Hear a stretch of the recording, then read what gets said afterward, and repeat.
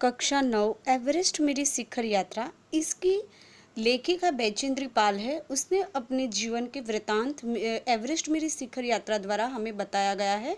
इस पाठ में एवरेस्ट शिखर सर करने वाली पहली महिला बैचेंद्री पाल थी। हमारे जीवन में उसकी जो एक अच्छी सी छाप उभर आती है कि सर्वश्रेष्ठ महिलाओं में और एवरेस्ट शिखर सर करने में बैचेंद्री का नाम सबसे पहले आता है। काफ़ी कठिनाइयों के बाद उसने एवरेस्ट शिखर सर किया। बहुत ही बचपन में गरीबाई में बीती थी। कक्षा 8 तक उसने माता पिता ने पढ़ाया, फिर सिलाई बुनाई काम करके खुद से पढ़ना शुरू किया। 10वीं कक्षा के बाद स्कूल वालों ने उसे पढ़ाने की शुरुआत की। पूरा जिम्मा स्कूल वालों ने लिया क्योंकि वो पढ़ने में बहुत ही होशियार थी। तो हम देख सकते हैं कि 8 अन्य शरीर मजबूत और ऊंचाई में रहने वाले शेरपा तंबुओं में थे, गहरी नींद में सोई हुई थी और रात में 12:30 बजे लगभग सिर से पिछले हिस्से में किसी एक सख्त चीज़ की टकराने से मेरी नींद अचानक खुल गई और साथ ही एक जोरदार धमाका हुआ। तभी मुझे महसूस हुआ कि ठंडी बहुत भारी कोई चीज़ मेरे शरीर से मुझे कुचलती हुई जा रही है। मुझे सांस लेने में कठिनाई हो रही है। ये कौन बोल रहा है? बैचेंद्र जी। यह क्या हो गया? एक लंबा बर्फ का पिंड हमारे कैंप के ठीक ऊपर लोहद से और ग्लेशियर से टूटकर नीचे आया था और उसका विशाल हिमपुंज बन गया था। हिमखंडों, बर्फ के टुकड़ों तथा जमी हुई बर्फ, इस विशालकाय पुंज ने एक एक्सप्रेस रेलगाड़ी की तरह तेज गति और भीषण गर्जना के साथ सीधी ढलान से नीचे आते हुए कैंप को तहस नहस कर दिया। या हम देख सकते कि कैंप 3 में सारे सोए हुए थे। रात को 12:30 बजे ये घटना हुई थी। 8 से 9 लोग मजबूत शरीर वाले वहाँ सोए हुए थे।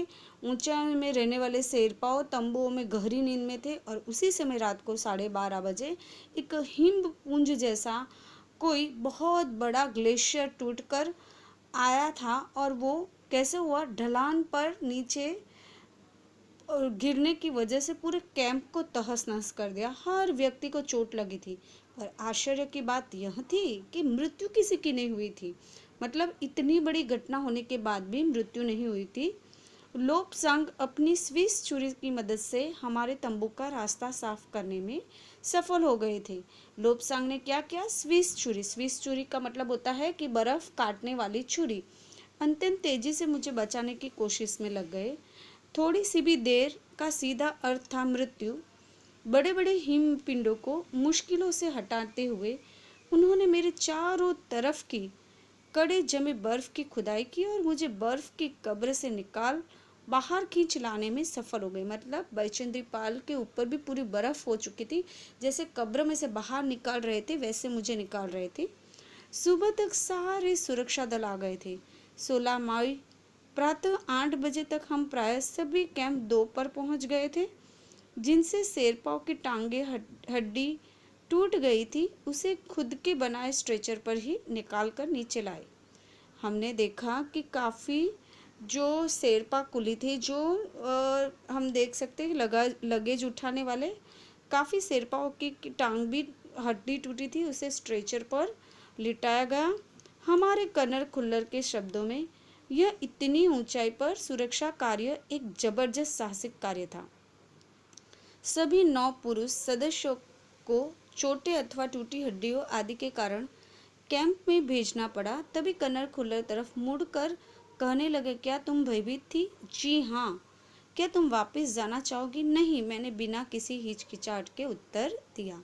किसने? बैचेंद्री को कर्नल खुल्लर ने पूछा, क्या आपको वापस जाना है? तो बैचेंद्री ने ना बोला कि मैं वापस जाने वाली नहीं हूँ। जैसे ही साउथ कॉल कैंप पहुंची, मैंने अगले दिन की अपनी महत्वपूर्ण चढ़ाई की तैयारी शुरू कर दी। मैंने खाना, कुकिंग गैस तथा ऑक्सीजन सिलेंडर इकट्ठे किए। जब दोपहर 1:30 बजे बिस्सा आया तो उसने मुझे चाय के लिए पानी गर्म करते देखा। जब जय और मीनू मित्ता अभी बहुत पीछे थे, मैं चिंतित थी क्योंकि मुझे अगले दिन उनके साथ ही चढ़ाई करनी थी। धीरे धीरे आ रहे थे क्योंकि भारी बोझ लेकर और बिना ऑक्सीजन के चल रहे थे। कौन? डॉक्टर मीनू मेहता और जय। उसके साथ लगेज भी काफ़ी था, इसलिए वो धीरे धीरे चल रहे थे।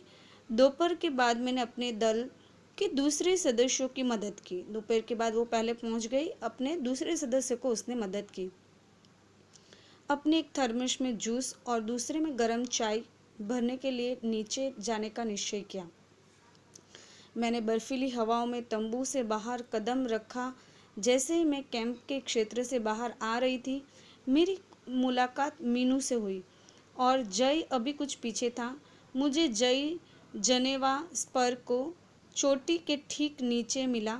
उसने कृतज्ञतापूर्वक चाय वगैरह पी, लेकिन मुझे और आगे जाने से रोकने की कोशिश की। मगर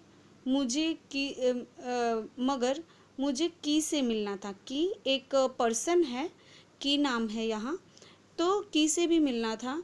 थोड़ा सा और आगे नीचे उतरते मैंने की को देखा। वह मुझे देखकर हक्का बक्का रह गया। यहाँ मुहावरा यूज हुआ है, हक्का बक्का रह जाना मतलब आश्चर्यचकित रह जाना। तुमने इतनी बड़ी जोखिम क्यों ली बेचेंद्री? मैंने दृढ़तापूर्वक कहा। मैं भी औरों की तरह एक पर्वतरोही हूँ, इसलिए इस दल में आई हूँ। शारीरिक रूप से मैं ठीक हूँ, इसलिए मुझे अपने दल के सदस्यों की मदद करनी चाहिए। यहाँ एक प्रश्न बनेगा कि बैचेंद्री ने किस तरह अपने दल के सदस्य की मदद की। तो हम देख सकते हैं कि वो गर्म पानी और चाय लेकर, जूस और चाय लेकर अपने सदस्य को नीचे देने गई और उसने जवाब दिया कि मैं शारीरिक रूप से अच्छी हूँ, इसलिए मुझे अगले दल के सदस्यों की मदद क्यों नहीं करनी चाहिए। और उसने पेय पदार्थ से प्यास बुझाई। पेय पदार्थ मतलब पीने के पदार्थ से। लेकिन उसने मुझे उनका किट ले जाने नहीं दिया।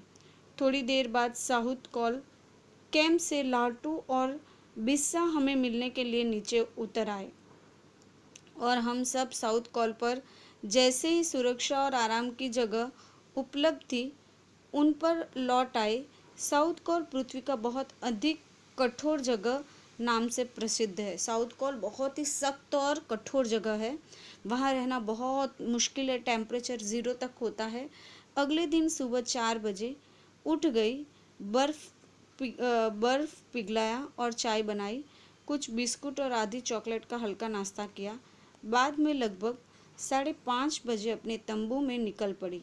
अंग दौरजी बाहर खड़ा था और कोई आसपास नहीं था। हम देख सकते हैं कि लास्ट चढ़ाई पर जाने के साथ अंग दौरजी ही उसके साथ था। साथ देने वाला बैचेंद्री को अंग दौरजी था। कुछ बर्फ़ पिघलाई और थोड़ी उसने चाय बनाई, चॉकलेट खाई, वैसे करके उसने थोड़ा सा हल्का नाश्ता किया। इस तरह से हमें बैचेंद्री के बातें इस पाठ में वृत्तांत समझ में आता